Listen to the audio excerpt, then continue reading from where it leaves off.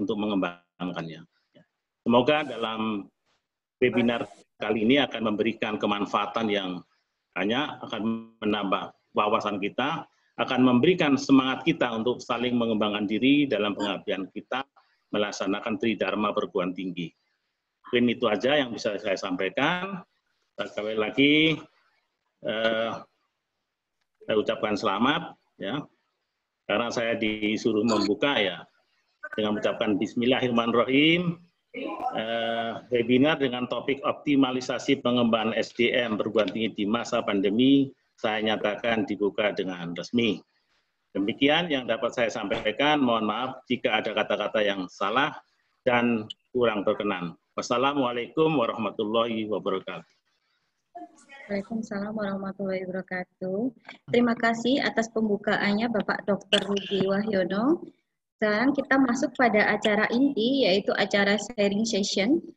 Untuk acara hari ini kita bagi menjadi 3 bagian, yaitu sesi pertama, pemaparan materi dari Dr. Boge Triatmanto. Kita beri waktu sekitar 20 menit, ya maksimal 30 menit. Sesi kedua, pemaparan materi dari Profesor Dr. Insinyur Rahmat Hidayat. Sama, pemaparannya 20 menit, dimaksimalkan sampai 30 menit ya batasannya. Sesi yang ketiga yaitu sesi diskusi atau tanya jawab. Kita langsung masuk pada sesi yang pertama yaitu sharing session dari Bapak Dr. Boge Triatmanto. Berikut saya bacakan kurikulum vitae beliau sebentar ya. Beliau adalah dosen prodi manajemen FEB Universitas Merdeka Malang, juga menjabat selaku Ketua Bidang Penelitian LPPM Universitas Merdeka Malang. Beliau juga aktif pada tim penguatan TKPKD Bapeda Kota Batu, aktif penelitian dan pengabdian masyarakat. Beliau menyelesaikan pendidikan jenjang S1 dan S2 di Universitas Merdeka Malang bidang manajemen. S3-nya beliau menyelesaikan bidang yang sama Universitas Brawijaya. Waktu dan tempat, silakan Pak Boge untuk memaparkan materinya. Baik, terima kasih Bu Risanti, Bapak Ibu, Assalamualaikum warahmatullahi wabarakatuh. Waalaikumsalam warahmatullahi wabarakatuh. Selamat siang Pak Rian, Sunyalan selaku Ketua IDRI dan Bapak Ibu dosen seluruh Indonesia. Semua pesertanya dosen ya Mbak Risanti ya? Iya, dosen. Oke. Baik, terima kasih. Namanya saja ikatan dosen, nggak ada yang bukan dosen. Terima kasih Pak Rian sudah memberikan kesempatan kepada kami, khususnya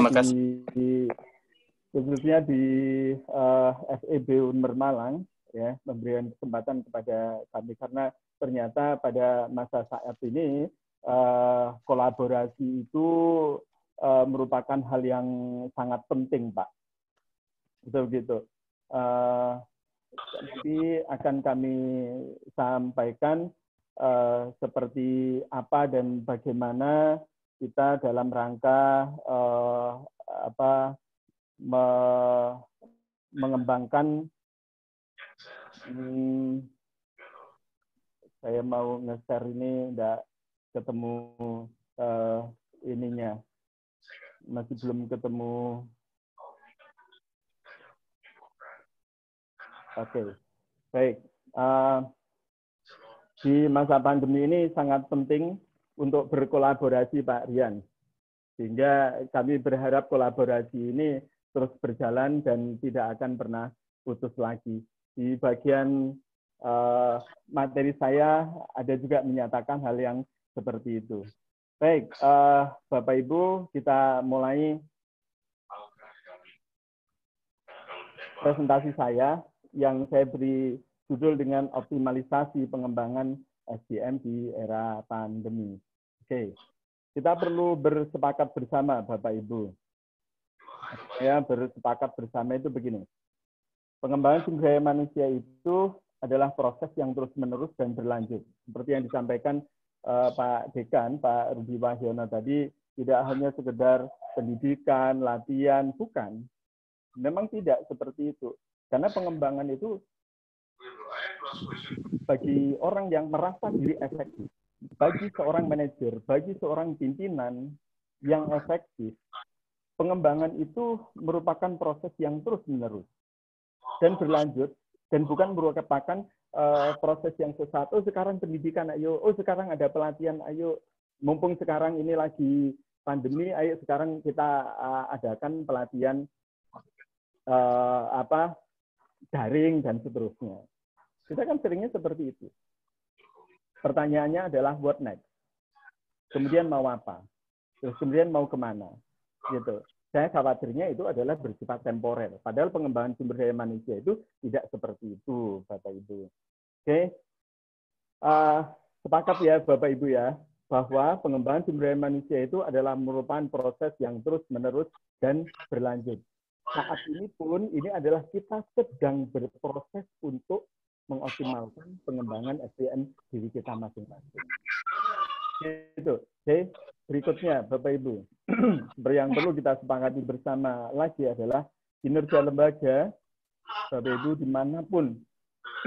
Tadi sudah disampaikan oleh Pak Rian bahwasanya di dunia pendidikan itu salah satu yang terdampak juga dengan pandemi ini, yang biasanya mengajar dengan cara tradisional, mohon maaf saya sampaikan seperti itu, dengan mengajar di kelas seperti itu, kita dipaksakan untuk berwebinar seperti ini, kita dipaksakan untuk ya mau tidak mau kita harus bisa gitu.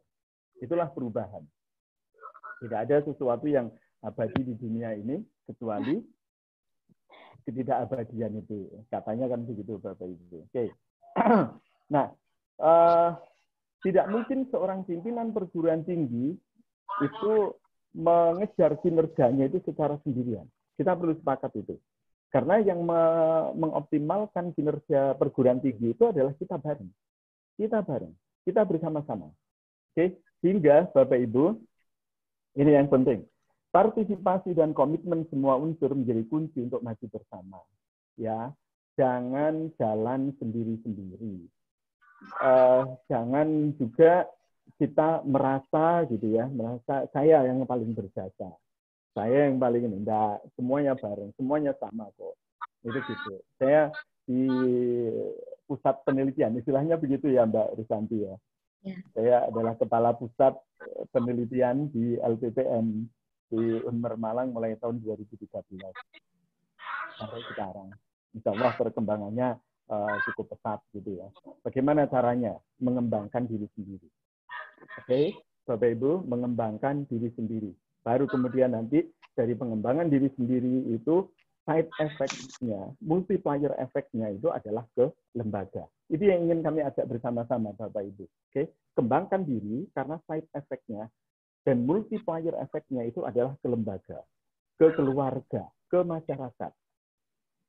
Oke, kemudian untuk itu ya berikutnya di situ kompetensi individu itu harus digali dan ditemukan. Digali dan ditemukan. Kata kuncinya di mana? Saya punya apa? Saya punya apa? Kompetensi saya di situ. Sehingga berikutnya di situ adalah fokus pada kompetensi diri. Nah, fokus pada kompetensi diri. Saya bisa apa? Itu yang akan saya sumbangsikan. Itu adalah cara mengoptimalkan, cara mengembangkan diri, Bapak Ibu, adalah berangkatlah dari diri sendiri dulu. Oke? Loh, Pak, ini lembaga. Kita kalau di lembaga itu yang kita lakukan itu adalah kita membuat tim sepak bola. Ada yang ada di sana, ada yang enggak mungkin semuanya jadi penyerang, Pak. Ada semuanya jadi back gitu ya, yang mempertahankan tidak gitu ya. Tapi sehingga kata kuncinya adalah kita harus maju secara bersama-sama. Oke, itu nggak usahlah jadi one man show gitu ya. Maksud saya apa di situ Bapak Ibu. Baik, sekarang bagaimana caranya? Nah, saya bicara banyak. Kita mengacunya ke isu strategis dulu, Bapak Ibu. Penting bagi seorang dosen itu untuk mensinergikan dharma perguruan tinggi. Ya, ini isu Tridharma ini tidak akan pernah pudar, Bapak Ibu ya. Udahlah, walaupun sampai di pusat sana, di kementerian kan sudah beda-beda, Pak. Pendidikan dan pengajaran, Bapak pendidikan, pembelajaran itu ada di Kemendikbud, kemudian penelitian, penelitian dan pengabdian masyarakat itu ada di Kemenristek BRIN. Itu begitu, Bapak Ibu. Kemarin kami sempat menggalang teman-teman LPPM di Jawa Timur, Bapak Ibu. Kayak mungkin di Jawa Barat ataupun di Jawa Tengah itu juga mendahului kami, gitu ya. Maunya sih kita penelitian dan pengabdian itu juga ngikut aja di pendidikan. Kemana? Ke Kemendikbud. Ya, kita lakukan kemarin, Bapak Ibu, di awal 2020 itu kami menggalang semua teman-teman LPPM itu. Tapi ya tetap aja. Sudahlah, tetapi kita sudah melangkah, kita sudah berbuat. Paling tidak begitu, Bapak Ibu. Kenapa? Supaya jadi satu, sehingga tidak dipecah-pecah pendidikan dan penelitian itu. Maksudnya kami seperti itu. Namun, ya tetap aja seperti itu. Oke, sekarang bagi kita, Bapak Ibu, dosen itu adalah bagaimana mensinergikan semuanya itu. Walaupun itu sampai di tingkat atas sana itu berbeda-beda. Oke, berikutnya, pendidikan dan pengajaran itu perlu dikembangkan dan disesuaikan terkait dengan masalah saat ini. Itu sudah menjadi ini, Bapak Ibu ya, sudah menjadi keharusan. Kita tidak bisa mengelak, kita tidak bisa berkelit dan suka atau tidak suka, mau atau tidak mau, kita tetap berada pada kondisi rel seperti itu. Nah, sehingga mau tidak mau kita harus menyesuaikan. Harus menyesuaikan. Tidak ada kata lain. Penelitian dan abdimas itu perlu diinovasi. Ya, kami selama 7 tahun ini berkecimpung di penelitian dan pengabdian masyarakat di perguruan tinggi, Bapak Ibu.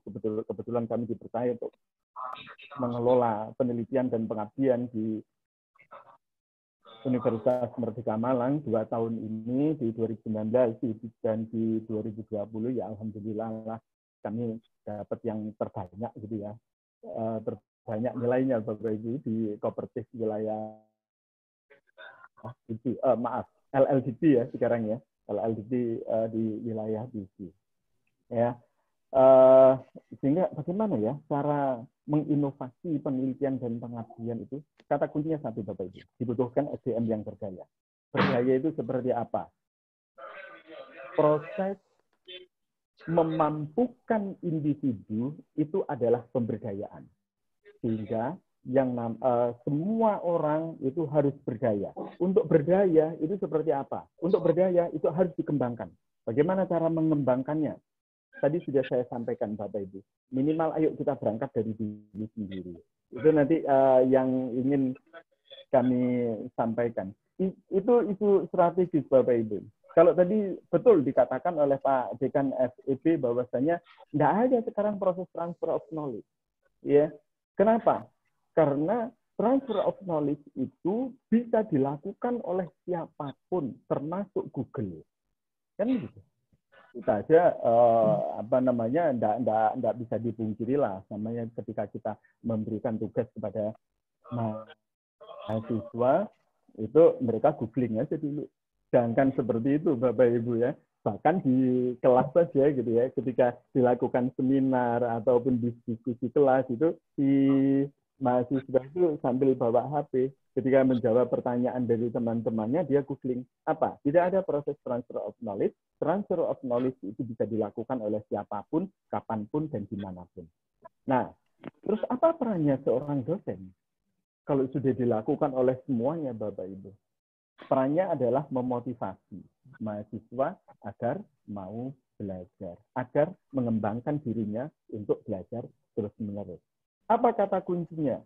Kata kuncinya adalah penelitian. Kata kuncinya di situ, Bapak Ibu. Ya, oke. Kenapa kok penelitian? Karena dengan penelitian itu, Bapak Ibu, kita bisa mengembangkan materi pembelajaran kita. Itu. Saya masih ingat ketika ketika di BAN PT, bagaimana caranya mengembangkan pendidikan dan pengajaran di kampus ini. Gitu. Oh, dengan buku, Pak. Tidak, buku itu sudah ketinggalan 20 tahun dibandingkan dengan teorinya. Jurnal, Pak, kita mengharuskan mahasiswa untuk menguasai dan melakukan review jurnal. Tidak, jurnal itu kan punya orang lain, gitu. Terus dengan apa kata kuncinya? Lakukan penelitian. Oke, itu yang tidak dilakukan oleh mahasiswa. Mahasiswa melakukan penelitian itu ketika mereka di akhir kuliah. Dalam bentuk apa? Skripsi, kalau S1, kalau S2 di tesisnya, kalau S3 di disertasinya. Itu. Maka dari itu sekarang ada sebuah kewajiban melibatkan mahasiswa untuk berperan serta dalam penelitian dan pengabdian masyarakat yang dilakukan oleh dosen. Itu begitu. Itu adalah transfer of knowledge-nya di bidang apa? Penelitian. Ketika mereka sudah pinter meneliti, Bapak Ibu, mudah untuk mengembangkan di mahasiswa. Itu yang dikatakan sebagai dosen ataupun mahasiswa yang berdaya. Itu begitu. Oke. Sekarang kita lihat bagaimana metode pencapaiannya. Implementasi hasil penelitian di Bigjar. Itu yang membedakan tadi, saya ulang, itu yang membedakan kita dengan mahasiswa. Itu yang membedakan proses belajar dosen dengan mahasiswa. Melalui apa? Penelitian. Ya, Pak, kok dari tadi ngomongnya ke penelitian. Adakah yang lain? Monggo nanti kita diskusikan. Sehingga dikaitkan penelitian-penelitian itu dikaitkan dengan isu-isu terkini. Kalau mau cari isu-isu terkini di mana, ambil di RIN, Rencana Induk Riset Nasional. Sudah ada masalah pangan, energi terbarukan, dan seterusnya. Mudah Bapak Ibu untuk mencari itu. Oke. Kemudian melakukan penelitian di bidang kompetensinya. Ini yang penting Bapak Ibu. Kalau Bapak Ibu mau meneliti yang menjadi pertanyaan ketika kami diminta untuk memberikan klinik-klinik proposal di manapun itu, yang menjadi pertanyaan, Pak, dari mana saya harus memulai penelitian? Bagaimana memulai kita membuat proposal penelitian? Berangkatlah dari kompetensi Bapak Ibu sendiri-sendiri. Ya. Kemudian ini yang penting Bapak Ibu. Kalau sudah melakukan penelitian ya sudah, jangan disimpan saja gitu ya. Di mana nyimpennya di rak buku. Minimal Bapak Ibu ada di repositori kampus masing-masing. Minimal itu. Ya. Kenapa? Karena yang direpositorikan itu adalah laporan-laporan penelitian. Itu gitu. Ya. Terus jangkau. Ya, jangkau ke publikasi nasional dan internasional. Sekarang sudah mudah sekali untuk mengakses seperti itu, Bapak Ibu. Ya, makanya ketika pertama kali dilakukan WFH gitu ya di tempat kami mulai bulan Maret itu sudah, waduh, terus saya ngapain ya? Itu kan pertanyaan nih bagi saya terus ngapain ini? Ya, sehingga saya harus menyelesaikan sekian jurnal. Alhamdulillah sudah 2 jurnal di Scopus 2020. Kemudian masih ngantri lagi 4. Di jurnal Scopus mulai di 1 sampai dengan di 4. Sekarang seperti itu. Ya. Terus, karena masih ada banyak penelitian-penelitian saya di tahun-tahun kemarin yang belum sempat kami publikasikan, Bapak Ibu. Nah, apa sih gunanya mendiseminasikan? Itu di slide berikutnya ada, Bapak Ibu. Mendiseminasikan hasil penelitian kita. Apa sih hasilnya gitu ya. Kemudian pengabdian masyarakat. Ya, pengabdian masyarakat ini harus dilakukan Bapak Ibu untuk apa? Untuk mengaplikasikan, saya sudah melakukan ini, hasil penelitian saya seperti ini. Bagaimana cara menerapkannya dengan melakukan pengabdian? Nanti saya tunjukkan tadi itu saya sudah melakukan pengabdian masyarakat di mana, Bapak Ibu. Pak, sekarang musim pandemi, gimana kita turun ke masyarakat. Nanti ada metodenya sendiri Bapak Ibu ya. Dan saya pikir dari Kemenristek BRIN itu juga sudah memberikan acuan pelaksanaan penelitian dan pengabdian masyarakat di masa pandemi. Sudah ada panduannya seperti itu Bapak Ibu.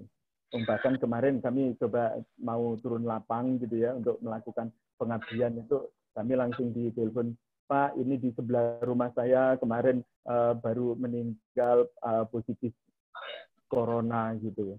Waduh, ya sudah nggak usah turun dulu gitu ya.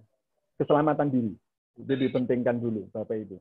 Oke, nah ini yang penting, yang keempat ini Bapak Ibu. Tadi itu kalau Sigjar sudah seperti itu, yang membedakan kita dengan yang lainnya itu adalah di penelitian kita. Terus kemudian melakukan penelitian, terus kemudian mempublikasikannya. Pengabdian masyarakat juga seperti itu, karena itu implementasi ilmu yang sudah kita dapatkan di kampus agar bisa diterapkan di masyarakat. Nah, ini juga yang penting, membangun network dengan berbagai komunitas internasional dan nasional. Saya ketika diundang di IDRI ini untuk berbicara, saya senang sekali. Kenapa? Paling tidak saya sudah menerapkan yang keempat ini, Bapak Ibu. Ya, paling tidak saya sudah membangun network dengan berbagai komunitas internasional dan nasional. Sehingga mungkin segera diterbitkan kartu anggotanya Pak Rian ya. Nanti siapa ya, semua dosen lah gitu ya. Kenapa? Wajib Bapak Ibu. Kita nggak bisa sendirian. Saya katakan begitu. Ya, dengan seperti ini, mungkin saya nanti akan mendapatkan masukan dari Bapak Ibu yang di Maluku, yang di Papua, di Jawa Barat, di Riau dan seterusnya tadi itu gitu ya. Caranya seperti ini Bapak Ibu. Ini punya saya yang belakang sendiri tidak kelihatan. Saya anukan dulu ya Bapak Ibu ya. Sorry. Nah, caranya seperti ini Bapak Ibu. Ya, di aktivitas Sri Dharma itu, di pendidikan dan pengajaran, kita perlu mentargetkan buku setiap tahun. Itu baru dikatakan sebagai dosen yang berdaya. Enggak gampang Pak bikin buku ini. Iya memang. Terus kemudian apa itu namanya? Kemarin saya menemui mantan promotor saya Bapak Ibu di tahun 2008-2009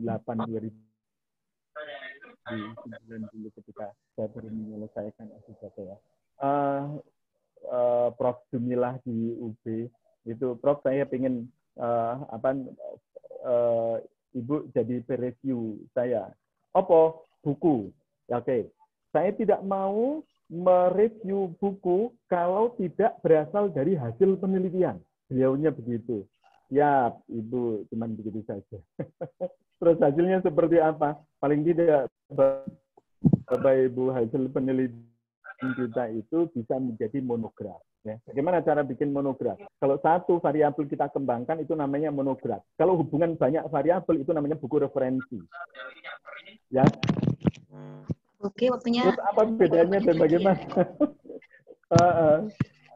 Nanti kalau waktunya habis di stop ya Mbak Santi ya. Waktunya 3 menit lagi Pak. Tinggal? Aduh. 3 menit ya, lagi.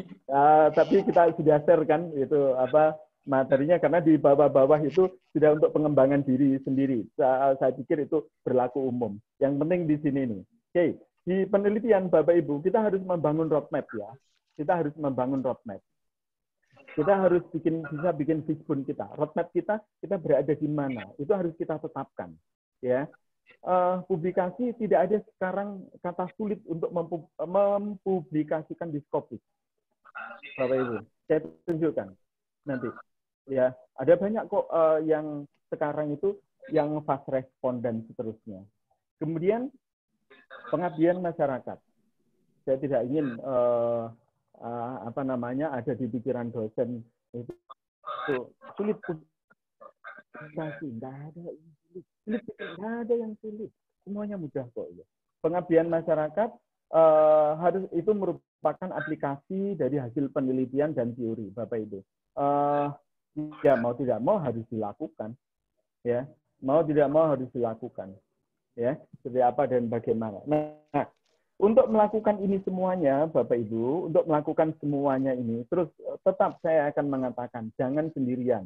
Yang pertama, libatkan mahasiswa, ya, libatkan mahasiswa. Justru karya-karya artikel-artikel saya, Bapak Ibu, kalau Bapak Ibu mau menelusuri di Google Scholar itu banyak dengan mahasiswa justru. Itu begitu, ya. Ada publikasi, penelitian, ini semuanya libatkan mahasiswa. Libatkan mahasiswa. Kenapa? Ini permasalahannya di kurangnya akreditasi prodi pun itu ditanya berapa jumlah mahasiswa yang terlibat di penelitian dan pengabdian yang dilakukan oleh dosen. Oke, Bapak Ibu, ini yang penting ini, ya, ini yang penting. Saya berharap ini akan tercipta ini, ya. Keterlibatan kolega, semua mempunyai kompetensi sebidang, artikel-artikelnya diunggahlah di IBRI. Saya tidak tahu bentuknya seperti apa itu, entah itu di komunitasnya di IBRI itu dalam bentuk apa ya, entah di WAG, entah di apapun ya. Kenapa? Saling citasi, ya. Tujuannya untuk itu, Bapak Ibu. Ya. Sehingga siapa lagi? Kita sendiri kan yang akan pakai hasil publikasi kita. Itu yang penting, Bapak Ibu, ya. Saya berharap betul-betul sangat berharap Pak Boge, maaf, waktunya 1 menit lagi. Itu, Pak Rian. Oke.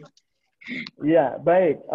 Kalau pengembangan karir yang terakhir ini itu sesuai dengan yang masing-masing Bapak Ibu, ya. Pengembangan karir di dosen itu bukan mulai dari jadi sekjur, kajur, dekan, dan saya selalu mengatakan seperti itu.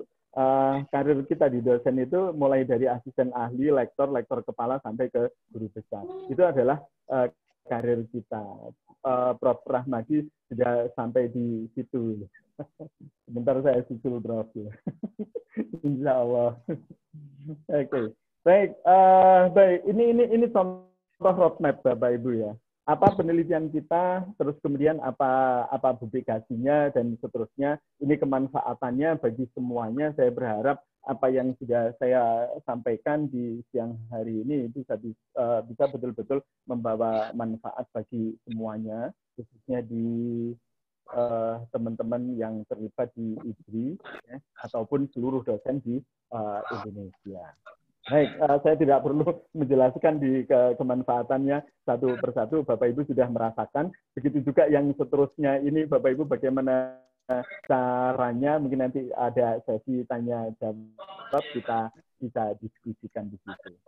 Terima kasih Mbak Resanti sudah memberikan kesempatan kepada saya. Terima kasih Pak Rian, terima kasih Pak Rahmadi yang sudah bareng-bareng di IBRI gitu ya. Terima kasih. Saya akhiri sementara di situ. Assalamualaikum warahmatullahi wabarakatuh.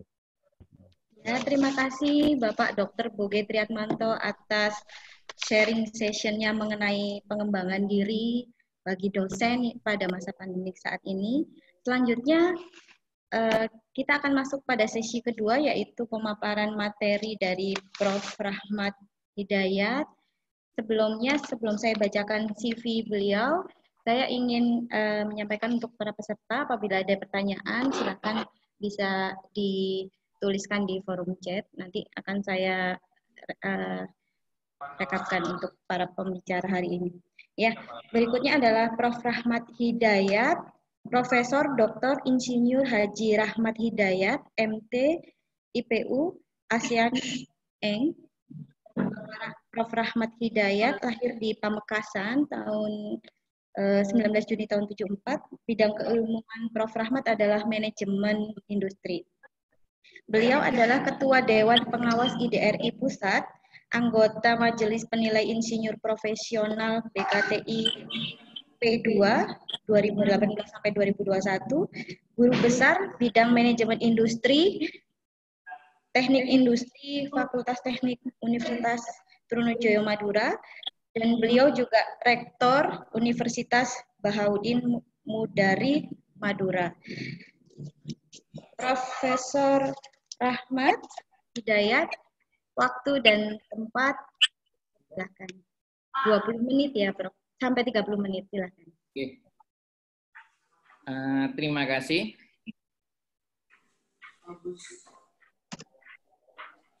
Bapak-bapak dan ibu-ibu sekalian yang saya hormati, sebelumnya Assalamualaikum warahmatullahi wabarakatuh. Bismillahirrahmanirrahim. Alhamdulillahirrahmanirrahim. Salatu wassalamu ala asrafil anbiya wal mursalin wa ala alihi wa sahbihi ajmain. Yang saya hormati Bapak Dekan Fakultas Ekonomi Universitas Merdeka Malang, Bapak Ketua IDRI, Pak Dr. Rian, terima kasih. Saya lihat Pak Dr. Rian tambah ganteng kelihatannya. Bisa saja, Prof. Saya hormati juga Ibu tambah Dina. seger yang pasti, Prof. Kelihatan tambah cantik kelihatannya. Itu. Rekan-rekan, terutama Pak Dr. Bukit Triatmanto, saya sudah mendengar banyak cerita tentang Bapak, tapi baru bersua sekarang. Itu. Saya menyampaikan salam dari Pak Dekan Fakultas Ekonomi UTM, Pak Pribanus Wasantara untuk Bapak. Betul Pak, dia satu kelas dulu S3-nya dengan saya. Terima kasih Bapak-bapak dan Ibu-ibu semuanya. Terima kasih juga Bapak kepada Ibu Risanti sebagai moderator. Perkenankan saya mempresentasikan tentang arah kebijakan pengembangan SDM perguruan tinggi di masa new normal, artinya setelah selesainya COVID-19.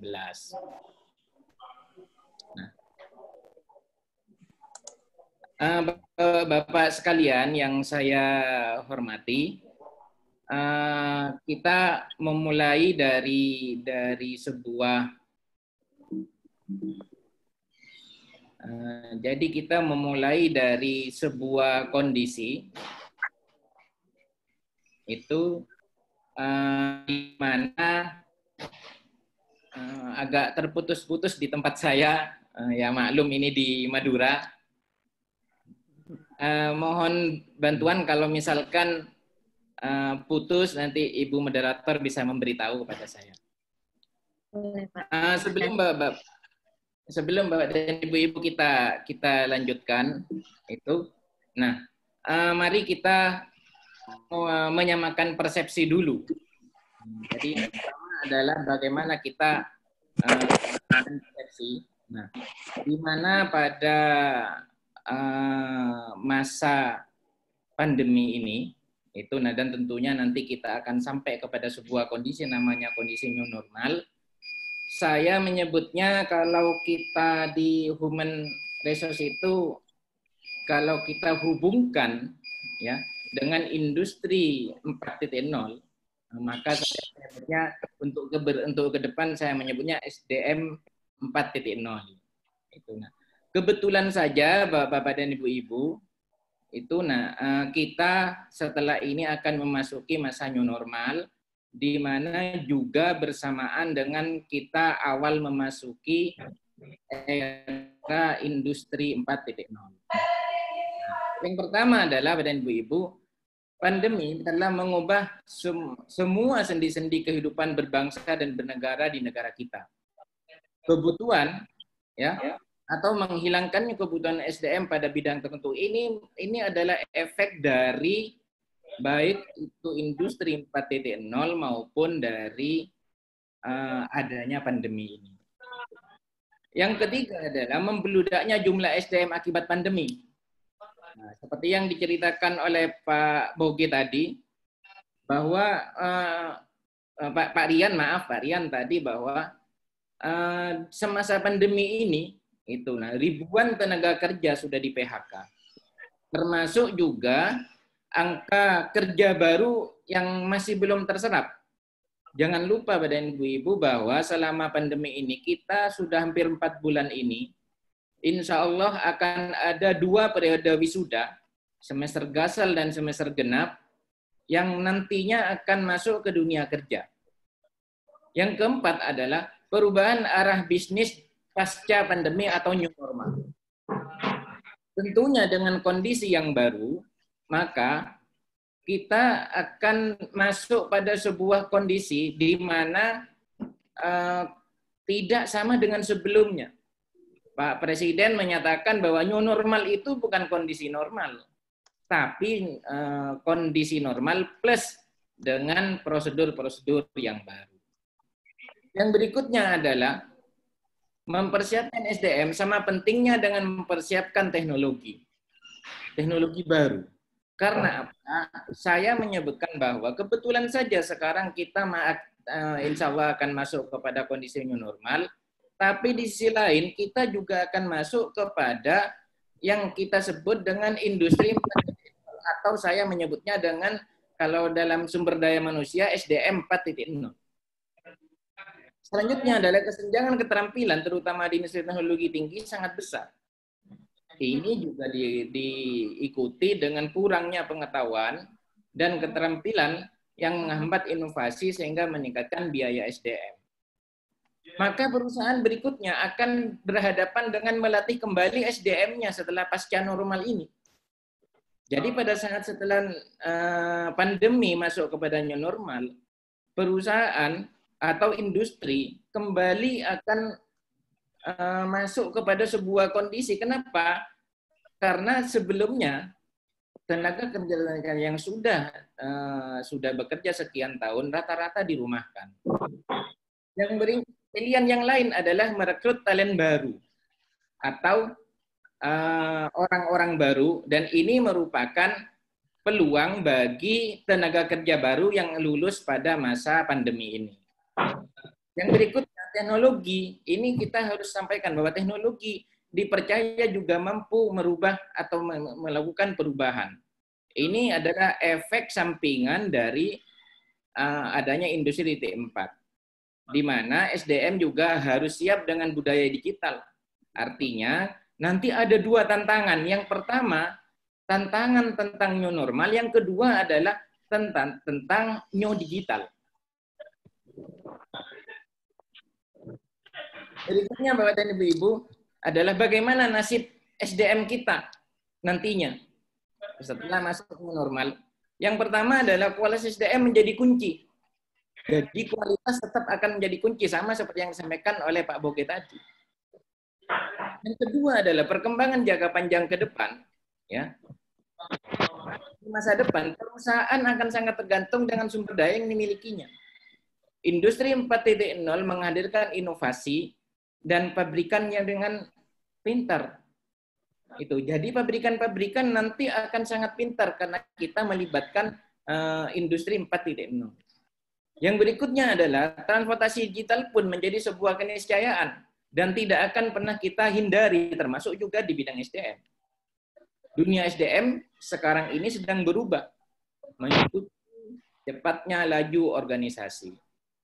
Organisasi akan sukses meningkatkan keterampilan karyawannya dengan memanfaatkan teknologi sebagai model pembelajaran dan dalam skala besar, seperti yang kita lakukan sekarang.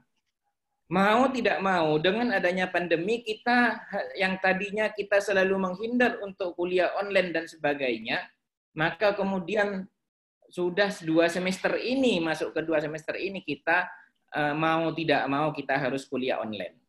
Nah, ini sebagai case, ya, ini sebagai case, sebuah perusahaan itu memproyeksikan 54% karyawannya di semua industri membutuhkan pelatihan pada 2022.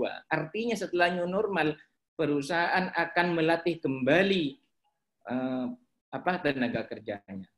Yang lain adalah case yang lain, Unilever berhasil mendelegasikan proses rekrutmen, juga eksperimen dengan media sosial, dengan melibatkan artificial intelligence. Ini penting Pak dan Ibu. Kenapa? Karena kita ke depan akan berhadapan dengan dunia yang tidak terbatas. Itu. Pertanyaannya, nah ini yang pertanyaan sering muncul. Dan itu juga pertanyaan buat kita semua. Itu. Apakah Anda baru lulus? Karena kita perguruan tinggi, kita tidak akan pernah lepas dari ini. Apakah Anda baru lulus? Yang kedua, apakah Anda terkena PHK? Apakah Anda akan menjadi tertinggal? Apakah Anda akan digantikan oleh mesin? Ya, akankah sumber daya manusia menjadi kurang berharga bagi organisasi? Ini merupakan dampak baik itu dari adanya SDM 4.0 maupun new normal. Nah, bagaimana dengan Indonesia? Nah, saya mengambil beberapa presentasi dari Dikti. Jadi saya percepat saja. Ini adalah wajah kegiatan ekonomi dunia saat ini. Yang berikutnya adalah ini adalah wajah revolusi industri 4.0, di mana nanti akan tergantung kepada mesin, kepada global village, kepada smart robot, Internet of Things, sekarang itu sudah 3G printer dan sebagainya, termasuk big data dan sebagainya. Termasuk online atau virtual education yang sekarang lagi ngetren kita lakukan. Bagaimana pada waktu era baru nanti, ini adalah ancamannya dan ini adalah peluangnya. Oleh karena itu, dan ibu-ibu, ini penting kita sampaikan bahwa ke depan, kalau kita ingin alumni kita atau mahasiswa kita bersaing, maka kita tidak bisa menghindari yang namanya industrialisasi digital. Sehingga saya memunculkan SDM 4.0. Berikutnya adalah gejala-gejala transformasi di Indonesia. Nah, contohnya misalkan toko fisik sekarang berubah menjadi Bukalapak. Ibu-ibu itu sekarang sudah tidak perlu datang ke mall lagi. Cukup buka IP-nya, buka HP-nya saja, dia sudah bisa belanja, harganya lebih murah, tidak perlu datang kemana-mana, barangnya datang sendiri. Itu pun kalau nggak cocok bisa dikembalikan.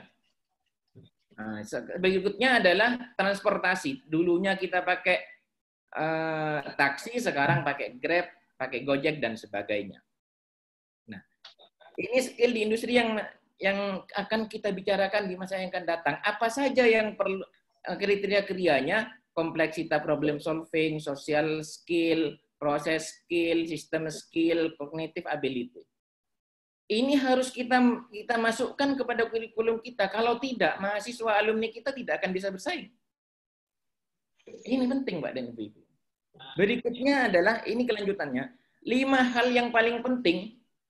Yang pertama adalah cognitive ability, system skill, complex problem solving, content skill, dan proses skill. Ini nantinya yang akan menyebabkan alumni kita, atau karena kita perguruan tinggi yang menghasilkan sumber daya manusia nantinya, maka kita harus mempersiapkan mereka untuk bisa bersaing. Jangan sampai kita menghasilkan sesuatu yang nantinya cuma menjadi sampah di masyarakat. Itu. Nah, ini yang saya sampaikan di era RI 4.0. Saya menyebutnya SDM 4.0. Ya. Nah, kita akan masuk kepada new culture. Karena adanya pandemi, maka kemudian kita menyebutnya dengan new normal. Ini wajah 15 tahun ke depan. Wajah Indonesia 15 tahun yang ke depan. Insya Allah kita akan berada di masa emas bagi Indonesia. Dengan bonus demokrasi yang luar biasa. Di mana tenaga kerja kita rata-rata usia muda di 2015 tahun yang akan datang itu luar biasa. Itu. Ini 5 sektor yang utama. Itu. Ini saya percepat saja karena itu di mana-mana sudah ada. Itu. Ini adalah Making Indonesia 4.0. Saya pikir perlu dijelaskan bahwa dan ibu-ibu sudah ada banyak ini saya ambil dari materi Dikti itu memasuki 4.0 itu. Nah, ini yang penting. Itu. Inovasi SDM pada industri 4.0 atau new normal. Akan ada beberapa pergeseran Bapak dan Ibu. Yang pertama, itu maka pekerjaan di masa yang akan datang lebih mengurangi pekerjaan administratif.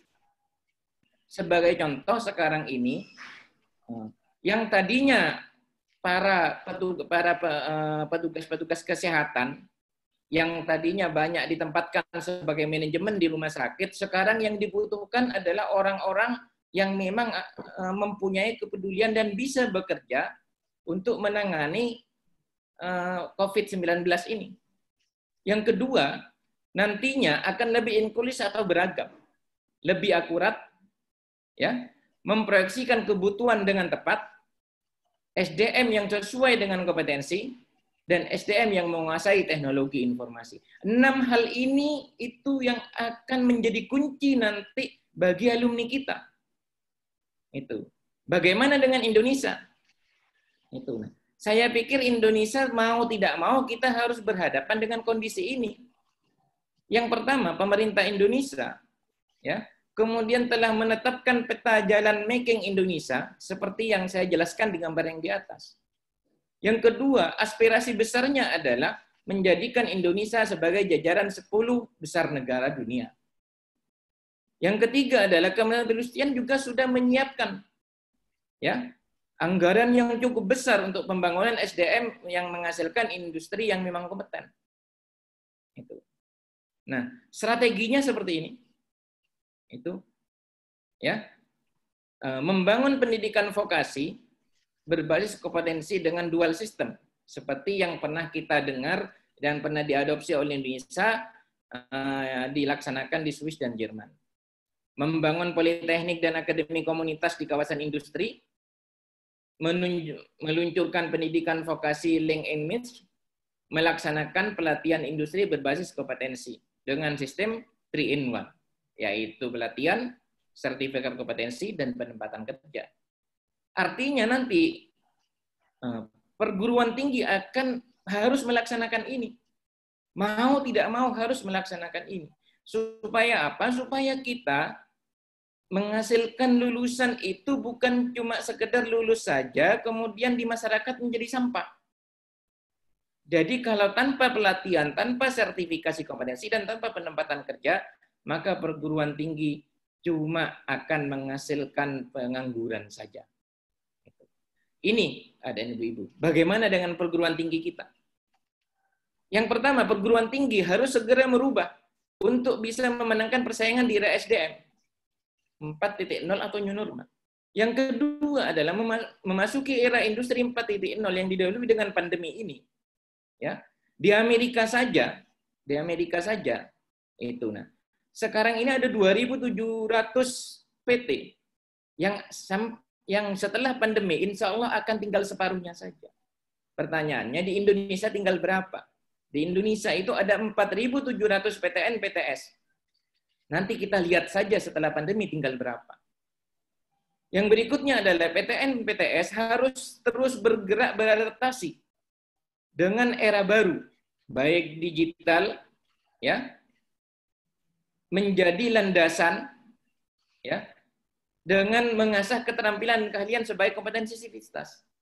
Maka PTN PTS sekarang didorong untuk mempunyai ya keterampilan atau kompetensi masing-masing.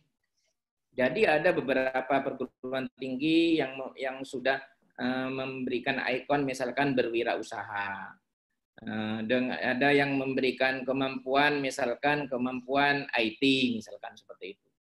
Nah, berikutnya adalah pendidikan di perguruan tinggi ya saat ini harus fokus pada praktek, lebih banyak kepada praktek, serta mampu mengembangkan kecapakan teorinya.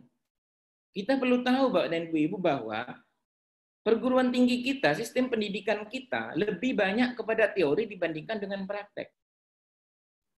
Yang berikutnya adalah pendidikan di perguruan tinggi harus lebih cepat beradaptasi dengan kebutuhan industri. Kita bisa melihat bahwa selama ini ada gap antara perguruan tinggi dengan industri. Yang berikutnya adalah pendidikan perguruan tinggi harus seimbang antara hard skill dan soft skill. Ini tidak bisa kita hindari lagi. Berikutnya adalah pendidikan di perguruan tinggi terus harus kita upgrade. Bukan hanya sekedar menambahi kegiatan praktek, tapi juga soft skill-nya dan juga kemampuan manajerialnya. Yang terakhir, dan ibu-ibu, perguruan tinggi harus menambah konvergensi lulusannya dengan bidang-bidang ilmu di luar bidang ilmunya. Ini sekarang yang sering digaung-gaungkan oleh Pak Menteri, oleh Mas Menteri yang sekarang, dengan istilah kampus merdeka dan merdeka belajar. Artinya apa? Sekarang seorang mahasiswa Fakultas Ekonomi bisa saja dia juga menguasai kemampuan teknis. Kemampuan teknik. Pengalaman saya kuliah di Fakultas Teknik, saya juga kuliah di Fakultas Ekonomi, dan saya juga kuliah di Fakultas Hukum.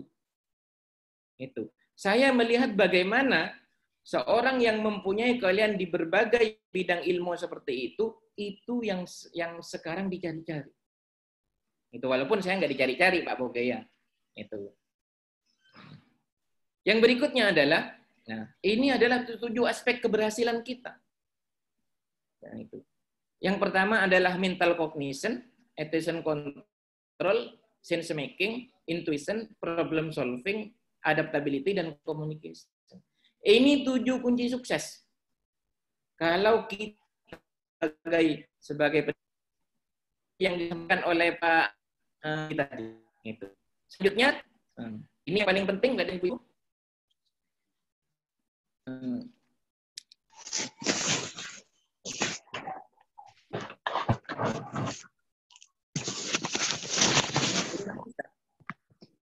Ya, Indonesia harus jadi pemenang. Alhamdulillah.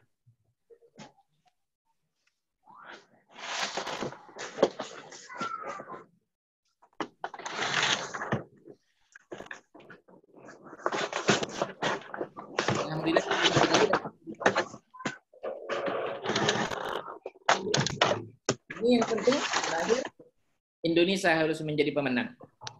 Kita tidak cuma hanya mengejar ketertinggalan, tapi kita harus menjadi pemenang. Saya tidak mau mengatakan bahwa Indonesia tertinggal, sehingga kita selalu yang disampaikan oleh Pak Presiden, kita harus mengejar ketertinggalan. Kalau saya, Indonesia harus jadi pemenang. Demikian Bapak dan Ibu-Ibu, terima kasih. Saya Rahmat Hidayat dari Madura untuk Indonesia. Ya. Terima kasih pemaparannya Prof. Dr. Rahmat Hidayat. Saya ingin menyimpulkan sedikit ya dari pemaparan Bapak Dr. Boge yang mengenai optimalisasi bagaimana kita berguna, berdaya sebagai dosen, ya. Lalu dan proses dan seluruhnya itu adalah suatu proses. Jadi proses terus-menerus yang selalu berlanjut. Kemudian dari Prof. Rahmat Hidayat bahwa kita memiliki tantangan, yaitu tantangan new normal dan tantangan SDM dengan new digital. Bagaimana kita bisa bersaing begitu, Prof ya. Nah, sebelumnya saya ingin menyampaikan terima kasih atas tim kolaborasi, maaf tadi terlewat, kolaborasi dalam bidang Tridharma yang ikut aktif dan andil besar juga dalam kegiatan hari ini. Jadi kegiatan hari ini juga saya ingin menyampaikan bahwa ada kolaborasi bidang Tridharma seperti menuliskan buku, riset, publikasi artikel jurnal, ya, dan seperti tantangan yang disampaikan Dr. Boge bahwa ini memang harus kita lakukan saat ini. Kita butuh berkolaborasi untuk saat ini. Terima kasih kepada lembaga LP3M, YDP, Jurnal Optimal, dan komunitas kolaborasi Tridharma PT dan Ibu Dr. Dian Sutikno. Terima kasih Bu. Maaf tadi di awal terlewat. Ya, kita memasuki sesi ketiga yaitu sesi tanya jawab. Di sini saya merangkum ada lumayan banyak pertanyaan, kita batasi karena waktunya terbatas. Pertanyaan untuk Pak Dr. Boge, ya ini ada 5 pertanyaan saya bacakan ya Pak Boge ya.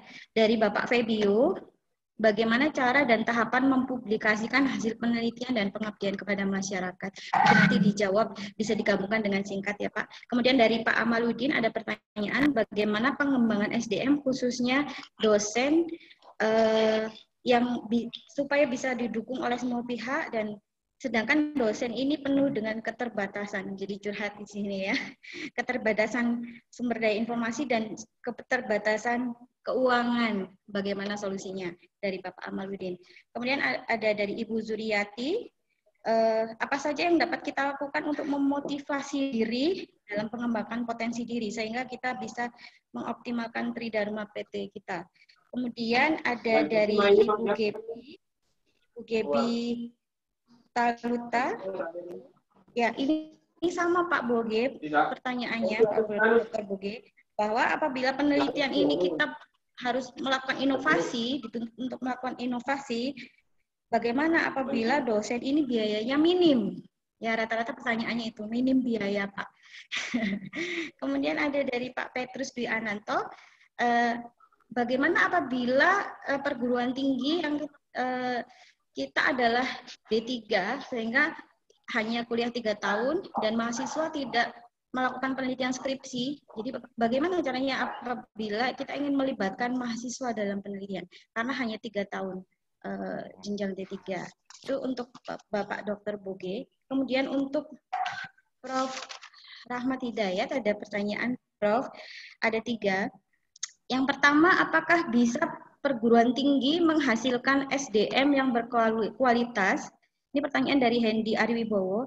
Apakah bisa perguruan tinggi menghasilkan SDM yang berkualitas pada masa pandemi saat ini? Sedangkan pembelajaran hanya dengan online, dan perguruan tinggi diisi oleh banyak akademisi tanpa banyak melibatkan praktisi. Itu pertanyaan pertama, Prof. Ya, jadi bagaimana menghasilkan SDM yang berkualitas pada saat banyak belajar online begitu.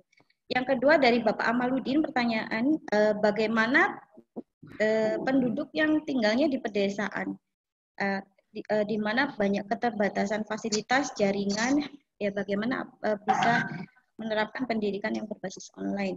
Lalu ada pertanyaan dari Ronald G. Sirait, ini juga saya suka bertanya-tanya sendiri tentang pertanyaan nomor 3 ini. SDM dari PTN dan PTS yang berkualitas rata-rata memilih untuk kerjanya di luar negeri daripada di Indonesia. Karena mendapatkan penghasilannya lebih besar. Peluangnya juga lebih besar apabila di luar negeri. Nah, ini sering terjadi di Indonesia sendiri. Dan bagaimana menurut Prof memperbaiki pola pikir dan fenomena ini? Terima kasih. Silakan waktunya untuk Pak Dr. Boge menjawab. Baik, terima kasih Mbak Risanti. Bapak Ibu, ada banyak sekali pertanyaan, ya, khususnya ditujukan ke saya terkait dengan masalah bagaimana sih mengembangkan sumber daya manusia di perguruan tinggi ini, gitu ya. Dan ini menjadi pertanyaan semuanya, Bapak Ibu. Ketika saya diundang teman-teman perguruan tinggi yang lainnya di Madura juga seperti itu, Pak Rahmat Hidayat, saya sampai ke ujung di Sumeneb sana itu. Bantu rekan-rekan, sama, persoalannya sama. Apa? Memotivasi dosen. Tadi itu ditanyakan seperti itu. Gitu. Nah, terus kemudian bagaimana yang di pedalaman? Tadi ada yang menanyakan seperti itu juga di Maluku kalau nggak salah. Atau di Sulawesi, tadi saya lupa. Oke, Bapak Ibu, begitu juga yang untuk mahasiswa tadi ya. Semoga semuanya bisa tercover dari jawaban saya. Tapi kalau masih belum ada, mau disampaikan ya, Mbak Risanti ya. Kalau misalnya ada yang belum terjawab. Saya sedang merekap dan masih ada pertanyaan untuk Prof. Rahmat nanti. Oke. Ya, baik, Bapak Ibu. Begini, kata kuncinya adalah, ayo kita berkolaborasi. Bapak Ibu yang di tadi itu, terutama yang pendanaannya masih minim tadi itu, kita harus begini. Bahwa yang memberikan pendanaan untuk perguruan tinggi, untuk penelitian kita, penelitian dan pengabdian kita, itu tidak hanya Kemenristek BRIN ya, Bapak Ibu ya, itu perlu dipahami. Kemarin kami berkolaborasi dengan yang masalah kependudukan itu, BKKBN. Walaupun cuma 12 jutaan gitu ya, tidak apa-apa. Itu begitu. Dan kami sampaikan itu untuk apa itu namanya dosen-dosen pemula. Itu begitu. Oke. Lah, kata kuncinya apa? Ayo kita belajar bareng. Gitu loh. Ayo belajar bareng. Pak, bagaimana caranya bikin proposal itu? Saya selalu menyampaikan kepada dosen, sudahlah, duduk di belakang laptop, terus kemudian hadapi laptop. Terus setelah itu ngapain? Kalau sudah duduk di belakang laptop, tulis. Pak, apa yang ditulis? Pikiran saya sudah buntu ya Pak. Oke, Bapak Ibu lebih konsen di mana? Saya konsen di masalah SDM. Sudah tulis tentang SDM. Ada banyak persoalan SDM. Oke. Itu kalau kita berangkat dari teori, Bapak Ibu ya. Bagaimana? Namun yang paling mudah itu adalah berangkat dari fenomena. Bapak Ibu melihat apa? Kayaknya ini ya. Ada nggak teorinya yang mendukung? Oh, ada penelitian yang sebelumnya. Tulis. Oke, itu begitu. Nah, Bapak Ibu yang ada di pedalaman tadi itu, mohon maaf. Bahasa saya gitu ya. Istilah saya, mohon maaf. Sekali lagi, itu yang jauh dari ini. Jadi saya sampaikan juga ke Pak Rian juga ya, teman-teman di IDRI lah secara keseluruhan. Ayo kita bareng-bareng, ayo kita berkolaborasi. Dosen itu tidak hanya di Pulau Jawa dan Madura saja gitu ya. Ini Pak Rahmat apa namanya bingung. Dosen itu tidak hanya di Jawa dan Madura, tapi tersebar ke seluruh Indonesia. Ketika diikat oleh IDRI, gitu ya. Ketika itu diikat oleh IDRI, ayo kita bareng-bareng di IDRI, ya. Pak siapa tadi itu ya, Pak Fabio ya kalau nggak salah tadi itu. Ayo kita diikat di situ, ayo bareng-bareng. Itu begitu. Pak, bagaimana terkait masalah dana? Oke. Begini, jangan dulu dana dijadikan kendala ya Bapak Ibu ya. Walaupun itu iya menjadi persoalan utama masalah dana, gitu ya. Tapi tolong jangan dijadikan hambatan bagi kita untuk berkreasi, bagi kita untuk menciptakan, bagi kita untuk berinovasi di dalam penelitian. Ada banyak persoalan Bapak Ibu. Itu begitu. Nah, terus sekarang kan sudah banyak fasilitas-fasilitas yang lainnya. Kita yang di ekonomi, terutama yang di SDM, itu kebanyakan kita mengambilnya adalah data primer, gitu kan? Kan tidak harus menyebarkan, tidak harus memfotokopi apa itu namanya kuesioner terus kemudian membagikan. Google Form, sebarin itu di WAG, ya, kemudian disebarin itu di IDRI, itu sudah otomatis semuanya akan mengisi. Bayangkan dalam satu hari kita bisa ngumpulin, terus kita bisa lakukan analisis dan seterusnya. Pak, ada persoalan lagi. Apa itu? Bagaimana penelitian kita agar sampai bisa menjadi publikasi? Bapak Ibu, kita orang-orang di manajemen, kita orang-orang di ekonomi, itu tidak ada kegiatan tanpa perencanaan. Tidak ada tidak ada tindakan tanpa perencanaan. Yang saya tanyakan di situ, kenapa kok dari penelitian tidak bisa sampai ke jurnal, tidak sampai ke publikasi? Persoalannya adalah ketika kita berpikir tentang proposal, itu adalah yang kita pikirkan, di pikiran kita itu hanya saya ingin dapat itu, saya ingin dapat itu. Ketika sudah dapat dananya, saya mau ini, mau ini, mau ini. Lupa akhirnya pada luarannya. Sehingga Bapak Ibu, agar itu bermuara pada publikasi dalam bentuk jurnal, terutama di internasional ya. Oke, orientasikan dulu Bapak Ibu, berangkatnya itu adalah dari proposal. Jadi ketika kita membuat proposal, itu saya mengambil dari, saya meneruskan penelitian ini dari jurnal ini yang mengatakan begini, begini, dan seterusnya. Oke, begitu juga di pustakanya, tinjauan pustakanya. Sama seperti itu. Metodologinya, cari metodologi yang baru. Terus kemudian penyelesaiannya pun sama. Sehingga ketika selesai itu, maka kita bisa rangkum, kita bisa buat artikel, kemudian kita publikasikan, kita submit. Kuncinya cuma itu. Terus adakah yang lain? Nggak ada. Nggak ada. Oke. persoalan yang berikutnya adalah bagaimana Pak memotivasi dosen. Ini persoalan kayaknya persoalan seperti ini persoalan di seluruh Indonesia ya. Ini kalau infonya sih itu kalau yang di luar negeri, oh dosen sebagai pengajar itu ada sendiri, dia fokus pada pembelajaran. Ada yang dosen peneliti, ada yang dosen pengabdi seperti itu, Bapak Ibu. Kita harus menjalankan semuanya ini. Kita harus meneliti, kita harus mengajar, kita juga harus mengabdi. Hebat ya dosen Indonesia ya. Ketiga-tiganya harus kita lakukan semuanya itu. Itulah hebatnya orang Indonesia. Dosen plus 62 itu seperti itu.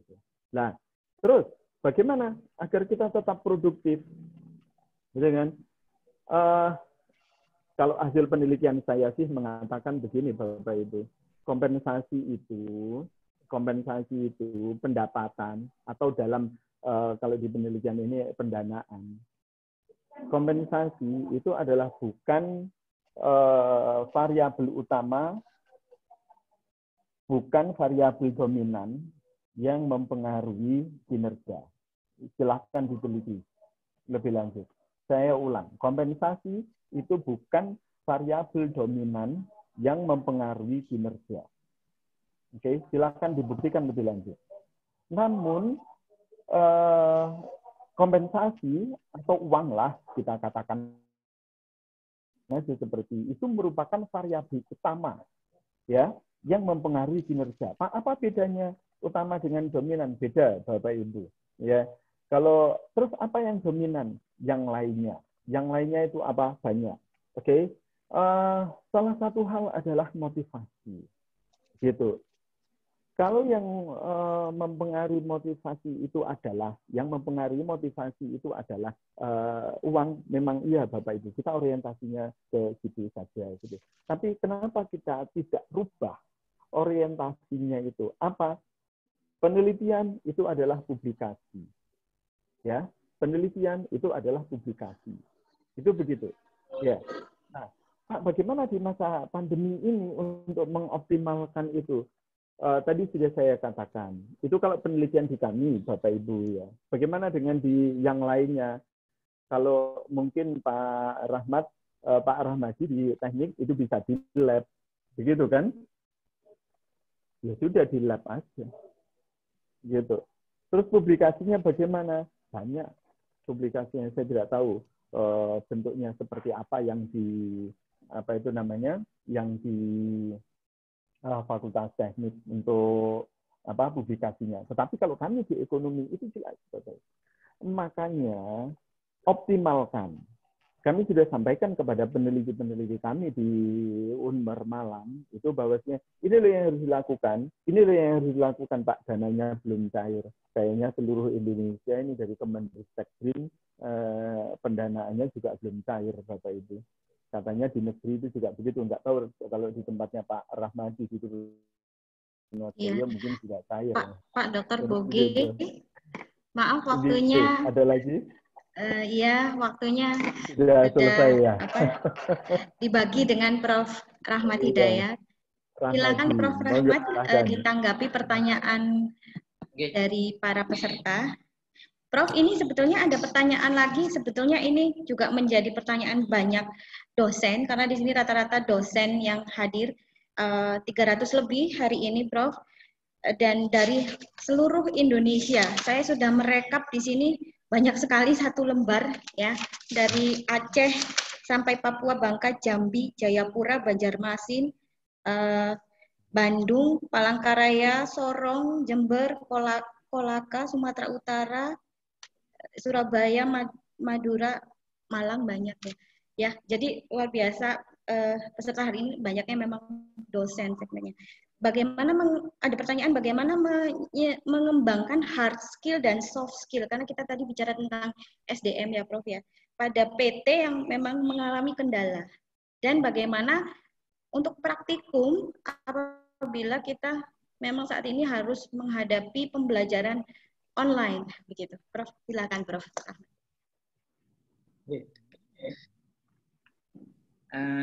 Terima kasih Ibu Resanti.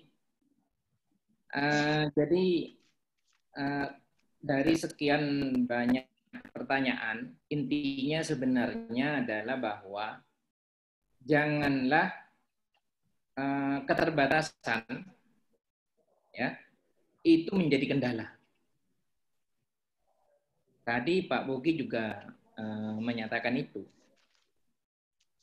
Jadi janganlah keterbatasan yang ada pada kita, baik itu sarpras, baik itu internet, baik itu pulsa, laboratorium, gaji yang kecil, seperti itu. Kemudian menyebabkan kita menjadi tidak ngapa-ngapain. Itu masih banyak yang bisa kita lakukan. Itu saya berangkat dari dosen di sebuah perguruan tinggi di Malang, Bu. Saya sebelum ke UTM saya cukup lama. Saya di Malang 18 tahun. Dan saya sampai sekarang masih berangkat dari Malang, Pak Bogi. Keluarga saya ada di Malang. Itu. Jadi kita kalau kita mau menunggu kita itu sampai hebat, gak bakalan maju-maju. Itu. Saya teringat dulu pada saat kami kuliah di ITS, di Teknik Industri ITS, ada tulisan di pintu masuk, gerbang pintu masuk ITS, itu Teknik Industri ITS, itu tulisannya begini, tidak ada alasan Anda tidak pintar karena dosennya tidak datang.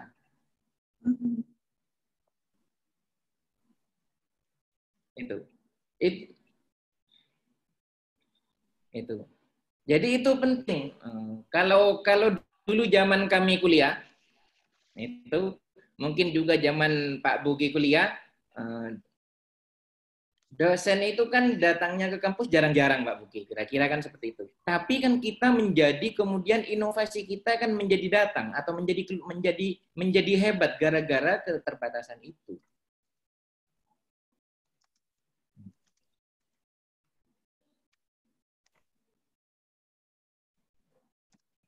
Bu moderator, saya masih nyambung ya? Iya, masih Pak, masih.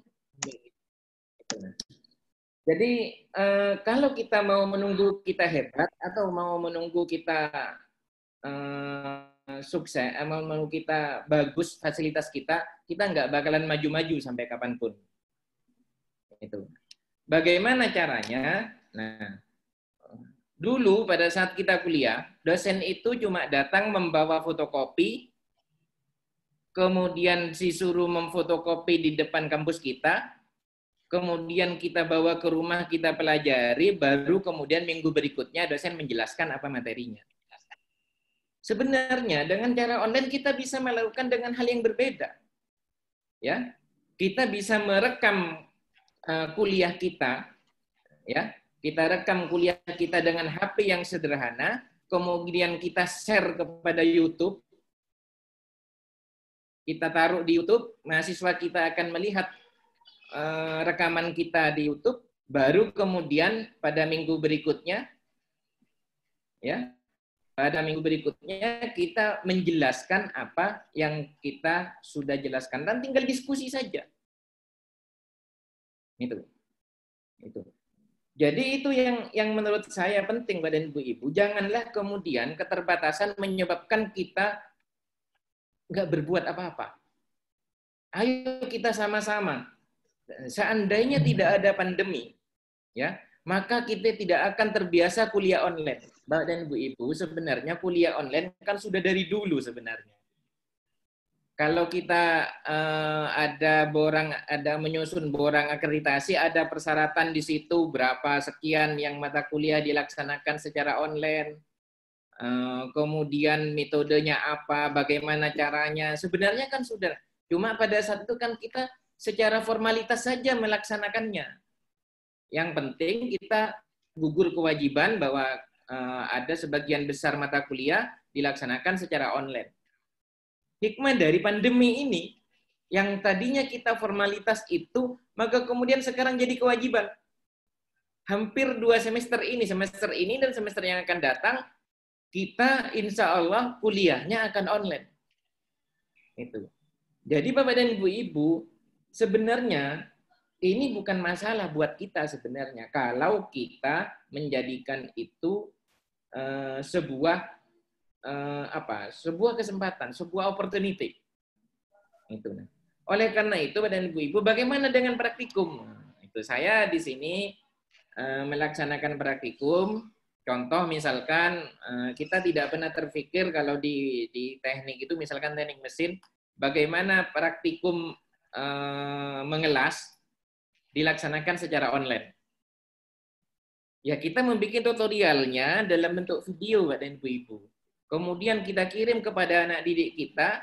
Nah nanti di akhir perkuliahan mahasiswa kita datang ke kampus langsung praktek ngelas. Pak dan Ibu-ibu, kalau di tempat saya, baik itu mahasiswi atau mahasiswa, kalau sudah berhadapan dengan mata kuliah ngelas, ya harus ngelas. Perempuan juga harus ngelas. Tidak peduli laki perempuan, ya harus ngelas. Nah, karena kalau mahasiswa saya, teknik industri, itu hampir 60-70% malah perempuan. Tapi ya mereka harus ngelas. Saya bilang, saya tidak mau tahu. Pokoknya Anda sebagai mahasiswa, ya harus bisa ngelas. Harus bisa ngelas sebelum Anda dilas suami Anda nantinya, seperti itu. Kira-kira begitu guyonannya.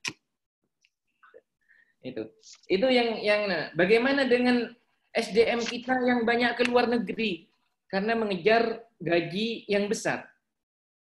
Saya punya rekan Pak Dani, dia sekarang mengajar di UK. Itu. Dia S2, S1-nya di dalam negeri, S2, S3-nya di UK, kemudian dia nggak pulang ke Indonesia, dia sekarang menjadi dosen di luar negeri. Dari sisi penghasilan mungkin 10 atau 20 kali lipat daripada di Indonesia. Tapi apa, Bapak dan Ibu-ibu? Setelah 10 tahun, 20 tahun dia mengabdi di sana, ada kerinduan bahwa dunia ini bukan cuma sekedar masalah duit.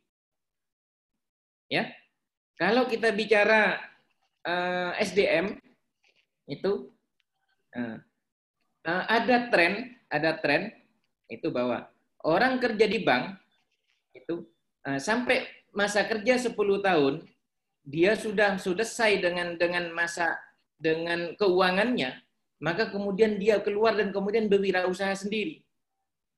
Artinya Bapak dan Ibu, uang bukan segalanya. Tapi segalanya harus menggunakan uang. Kira-kira begitu. Itu nah. Jadi sekarang yang tidak menggunakan uang apa? Tapi uang itu kan bukan segalanya. Oleh karena itu marilah kita sama-sama punya tekad yang sama. Sekali-sekali kita memikirkan bangsa kita juga. Itu nah, saya hampir 10 tahun Pak Buge memikirkan diri sendiri bagaimana publikasi di Scopus, bagaimana cara presentasi penelitian, bagaimana kita meneliti, bagaimana kita mengajukan fungsional. Alhamdulillah saya mencapai guru besar 1050 Pak Buge. Sehingga saya sudah tidak punya kewajiban lagi untuk mengajukan fungsional. Tinggal kewajiban saja setiap tahun harus ada buku dan ada publikasi internasional. Itu saja. Nah, artinya Bapak dan Ibu, nah nanti suatu saat Bapak dan Ibu sampai pada sebuah tingkatan tertentu dan kita akan memberikan sesuatu yang terbaik untuk mahasiswa kita. Yang sekarang saya pikirkan bagaimana mahasiswa saya ya mau datang ke kuliah saya tanpa dipaksa. Kalau dulu kan ada absensi, Pak. Sekarang itu karena online, ya mahasiswa itu sebenarnya menghidupkan HP-nya, kemudian tidur lagi, kita nggak pernah tahu. Kita kan tidak bisa mengontrol mereka sedang ngapain. Itu. Oleh karena itu,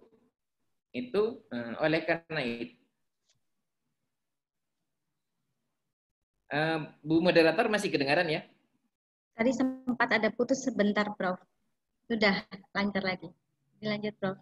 Masih kedengaran ya, Bu moderator? Iya, masih jelas, Prof. Masih. Okay. Silakan. Agak terputus-putus, mohon maaf Bapak dan Ibu-Ibu.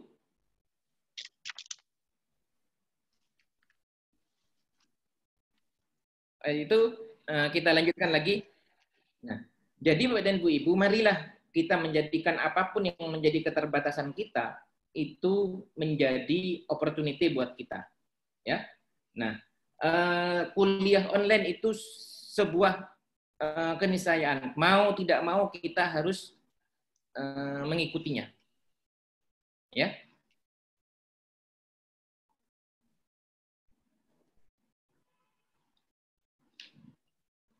Nah, perguruan tinggi dihadapkan pada sebuah kondisi, ya, di mana setelah masa pandemi ini selesai, ada dua tugas besar. Yang pertama adalah kita memasuki masa era new normal. Yang kedua, kita memasuki masa era industri 4.0. Itu adalah tantangan kita sebagai dosen. Jangan sampai kemudian kita menjadi dosen untuk diri kita saja. Marilah kita sama-sama. Itu. Kalau uang masih bisa dicari. Itu. Tapi memang segalanya tanpa uang, kan seperti itu. Jadi mungkin itu yang bisa saya sampaikan dari sekian banyak pertanyaan Bapak dan Ibu. Semoga apa yang saya sampaikan bisa nanti selanjutnya mungkin bisa dari grup, bisa sambil diskusi di grup. Monggo, silakan. Ya, terima kasih atas tanggapan dan jawabannya dari Bapak Dr. Boge Triatmanto terkait pengembangan SDM di perguruan tinggi ya Pak. Memang kendala dosen-dosen memang meneliti, mengabdi memang pembiayaan ya, tapi tadi sudah dijelaskan ya, banyak sumber-sumber yang bisa kita jalankan. Yang penting adalah kita memulai ya Pak ya, memulai meneliti, mengabdi. Ya. Kemudian dari Prof. Rahmat, memang menarik sekali ya Pak itu tadi tulisannya ya Pak ya, tidak ada alasan Anda tidak pintar karena dosen tidak datang. Sekarang kalau online begini kan kita tidak kehadiran kita hanya virtual ya Pak ya, gitu ya, bagi mahasiswa ya. Ya, dan keterbatasan menjadi sebuah peluang ya, menarik sekali ya Prof ya. Bapak Ibu yang memang masih ada pertanyaan, tapi waktunya juga sudah mepet mau jam 3. Terima kasih atas kehadirannya, terima kasih atas keterlibatannya pada webinar hari ini. Atau mungkin Dr. Boge dan Prof. Rahmat ada yang ingin didiskusikan? Sebelum... Ya, saya nambahkan sedikit ya, Mbak. Oh, menambahkan silakan. Ya, silakan. Tadi ada pertanyaan yang menarik dan menggelitik saya. Terkait masalah apa di art ya, humanities. Saya mengkategorikan begitu, Bapak Ibu ya. Tadi ada pertanyaan dari siapa tadi tentang Al-Quran. Bagaimana penelitian di bidang itu? Sangat menarik tadi. Iya. Nah, humanity terus, ya. Bapak Ibu, iya ada tadi ya, Pak Mbak di bidang Al-Quran, Pak. Ya. Iya, sebetulnya ada banyak sekali Bapak Ibu. Persoalan bagi masyarakat itu begini.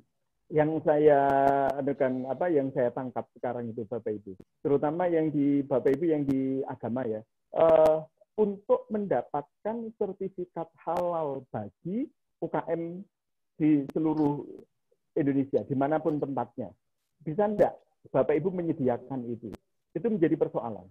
Oke, nah sertifikasi halal baik itu untuk pengabdian maupun untuk penelitian. Bapak Ibu, itu baru di situ. Ada lagi fenomena-fenomena yang lainnya, tentang modal sosial, terutama Bapak Ibu ya, social capital. Itu sudah banyak dijelaskan di Al-Quran. Kenapa tidak Bapak Ibu teliti? Ya, terutama terkait masalah generasi milenial lah saat ini itu. Bagaimana cara dia menyerap? Generasi milenial lebih banyak individunya Bapak Ibu. Padahal kita sudah diajarkan untuk sholat berjamaah. itu adalah kebersamaan. Kenapa masih berpikir tentang individu? Masih ada banyak lagi Bapak Ibu, terutama yang di art humanities dan peluangnya untuk ke jurnal-jurnal internasional pun itu sekarang sudah terbuka lebar, ya, untuk di situ itu. Oke, kemudian itu ya Bapak Ibu ya yang di masalah Al-Quran tadi ya. Bahkan kadang-kadang Bapak Ibu kita bisa kok melakukan dari satu ayat itu untuk melakukan penelitian dan kita bisa kembangkan. Coba aja. Ya, tidak ada yang tidak bisa. Saya katakan begitu. Oke. Terus kemudian tadi itu selain bagaimana melakukan kolaborasi? Kalau Pak Rian bisa menyampaikan, bisa menjawab pertanyaan itu akan lebih bagus lagi gitu ya. Apalagi di Merdeka Belajar itu ya, yang saat ini diwacanakan. Saya katakan begitu Bapak Ibu, yang diwacanakan oleh Menteri, bahkan Pak Mendikbud pun itu sudah mau mengklasterisasi perguruan tinggi itu berdasarkan Merdeka Belajar. Ada penilaiannya sendiri. Itu begitu. Nah, terus sehingga pada posisi seperti itu, pada Merdeka Belajar itu kita dituntut untuk berkolaborasi. Ya. Tidak ada alasan Bapak Ibu. Ayo kita berkolaborasi. IDRI sudah mewadahi itu. Kita sambut itu. Tadi sudah disampaikan oleh Bu Moderator, Bu Resanti untuk melakukan kolaborasi melalui IDRI. Ini wadah, gitu ya. Kenapa tidak kita optimalkan? Itu yang menjadi pertanyaan bagi saya. Ayo kita optimalkan dimanapun. Kalau sekarang sudah kebanyakan perguruan tinggi itu mempunyai Zoom, sudah berlangganan Zoom, ayo kita lakukan kolaborasi itu dengan online seperti ini. Terus kemudian tadi begini, yang belum sempat terjawab tadi, yang di diploma tadi itu ya, yang di Politeknik cuma 3 tahun Pak, dan dia tidak melakukan skripsi. Saya katakan begini, melibatkan mahasiswa di dalam penelitian itu maksudnya bukan pada tugas akhir mereka, Bapak Ibu. Kita mempunyai proposal penelitian, ya, dosen itu mempunyai proposal penelitian. Terus kemudian ketika kita melakukan penelitian di lapang, kita libatkan mahasiswa pada penelitian dosen. Maksudnya begitu, Bapak Ibu ya. Jadi melibatkan mahasiswa pada penelitian dosen. Itu saya lupa ada di borang akreditasi prodi itu ditanyakan, di borang akreditasi PT perguruan tinggi itu juga ditanyakan berapa jumlahnya itu. Itu yang kita maksudkan ya, bukan kita sebagai dosen pembimbing terus kemudian membimbing skripsi, tesis ataupun disertasi terus kemudian kita terlibat, itu iya, tetapi yang penting itu justru adalah melibatkan mahasiswa pada penelitian dosen. Itu yang menjadi boleh lagi itu kita katakan sebagai titik tekannya, melibatkan berkolaborasi dengan mahasiswa seperti itu. Kemudian kolega, bagaimana Pak, kita di pedalaman tadi itu sudah saya sampaikan Bapak Ibu ya. Ayo kita optimalkan. Wadah kita wadah yang sudah kita punyai saat ini. Terus ada lagi Mbak Risanti yang belum saya jawab? Sudah Pak Dr. Boge, sudah. Rata-rata sudah terjawab. Memang ini tadi ada pertanyaan yang sama, misalnya ada keterbatasan kendala jaringan, bagaimana ya, tadi sudah banyak dijawab. Jadi ini untuk menambahkan juga Pak Dr. Boge dan ibu-ibu di sini semua, Bapak Ibu di sini, di IDR ini memang sudah ada ya, sudah terbentuk komunitas kolaborasi Pak. Jadi di sini sudah berjalan komunitas kolaborasi Tridharma perguruan tinggi, karena memang menyadari tadi keterbatasan dosen, ada yang misalnya masih memiliki keterbatasan kemampuan, bagaimana mengupgrade-nya, atau keterbatasan dana, keterbatasan knowledge, mengetahui bagaimana prosesnya. Ya, ini kita kami dari IDRI sudah komunitas kolaborasi Tridharma PT sudah Pak. Dan sejak pandemi ini kemarin kita buka kolaborasi, sudah 35 judul buku kolaborasi Pak, sudah berjalan kerjasama dengan DRI. Iya, alhamdulillah saya sejak pandemi 2 buku Pak kolaborasi. Tapi iya, ya. Prof. Rahmat mungkin ada yang mau disampaikan lagi? Waktunya tinggal 5 menit. Silakan Prof. Kalau ada yang mau ditambahkan. Enggak, Prof. Menanggapi. Masih ada waktu, silakan. Kalau ada yang masih mau disampaikan, silakan. Terima kasih. Penutup ya Bu Moderator. Saya penutup Pak, Prof. Silakan Prof kalau masih ada yang mau ingin disampaikan begitu. Yang pertama, saya menyampaikan tagline pada saat saya presentasi guru besar. Nanti suatu saat Pak Bugi juga mungkin akan mengalami seperti saya. Itu. Iya. Pada saat di Jakarta itu ditanya Pak Bugi, itu apa tagline Anda, tagline hidup Anda? Saya jawab sekenanya saja pada saat itu Pak Bugi. Tidak ada yang tidak bisa di dunia ini. Semuanya bisa, kecuali kita sudah mati di dalam kuburan. Tinggal kita ditanya agamanya apa dan sebagainya lah, kira-kira. Tapi kalau masih ada di dunia, insya Allah masih bisa. Itu ya. Itu. Nah, segala sesuatu yang baru, yang kedua, dan Ibu, segala sesuatu yang baru memang menyulitkan. Ya, segala sesuatu yang baru memang menyulitkan. Nah, kuliah online seperti sekarang ini, karena kita memang ini masih baru, sehingga kita kelihatan sulit. Banyak fasilitas yang harus kita siapkan dan sebagainya. Tapi kalau sudah berjalan 1 tahun, insya Allah kalau katanya bahasa Jawa, kulino.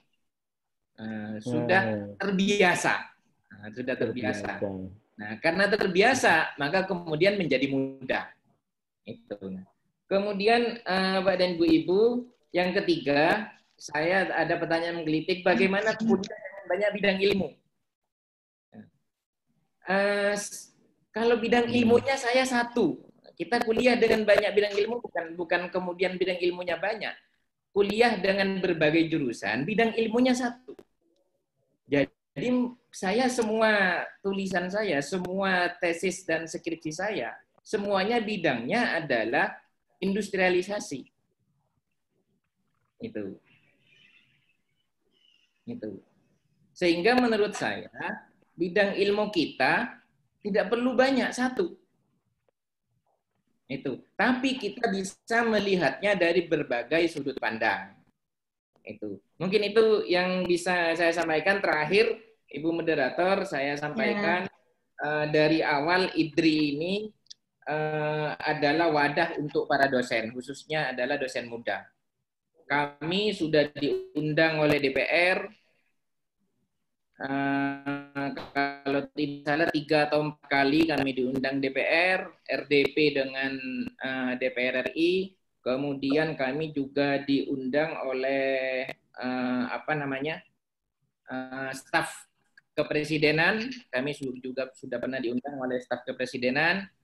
Pak Rian itu juga menjadi saksi hidup dan Budian itu. Saya kebetulan dari awal berdirinya IDRI ini, saya sama Budian itu mengawal betul dari awal, karena IDRI dideklarasikan pertama kali di Universitas Trunojoyo Madura. Nah, ini barangkali menjawab pertanyaan banyak para dosen, apakah IDRI ini cuma sekedar grup WA atau grup Facebook, itu atau grup medsos seperti itu.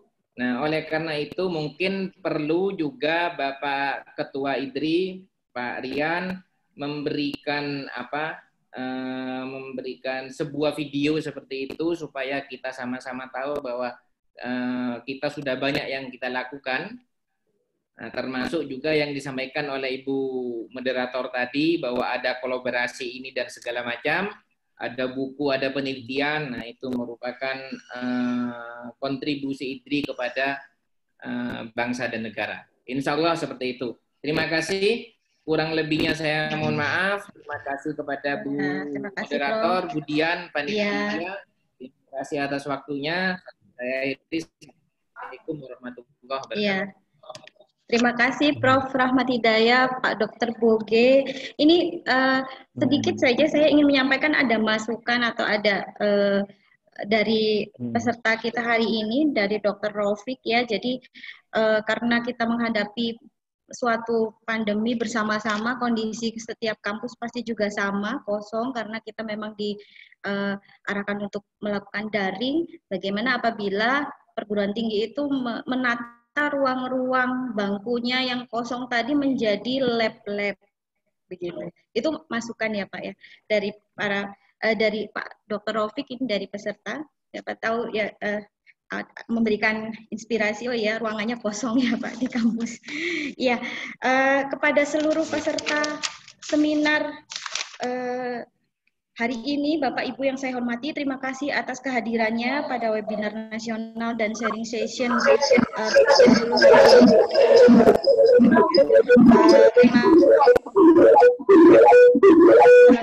kegiatan hari ini. Terima kasih kepada IDRI,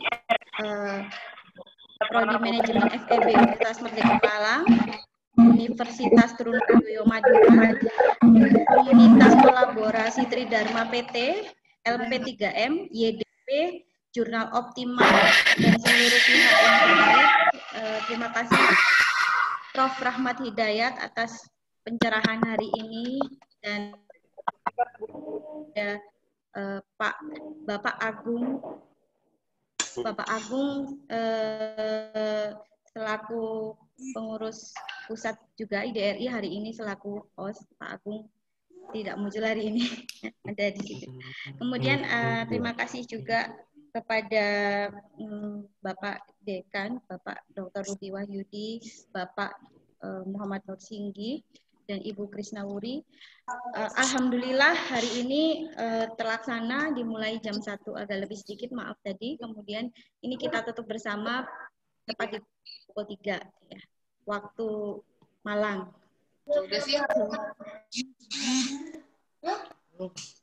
Kita mudah-mudahan bisa bertemu di lain kesempatan. Terima kasih atas kehadirannya. Wassalamualaikum warahmatullahi wabarakatuh. Waalaikumsalam. Terima kasih. Warahmatullahi wabarakatuh. Terima kasih. Warahmatullahi wabarakatuh. Terima kasih Bapak Ibu semuanya. Mohon maaf kalau ada kekurangan. Terima kasih. Ya. Terima kasih Bu Dian. Ya, terima kasih Bu Dian. Pak Dr. Rian. Rian belum. Pak Rian. Mungkin sedang meeting beliau. Pak Rian mungkin sudah tahu. Ahmad. Ya, Bapak Ibu silakan apabila sudah, silakan meninggalkan. Mungkin kalau yang masih ada mau berbicara silakan. Kita kembalikan ke hostnya Bapak Agung. Link absennya panitia. Katanya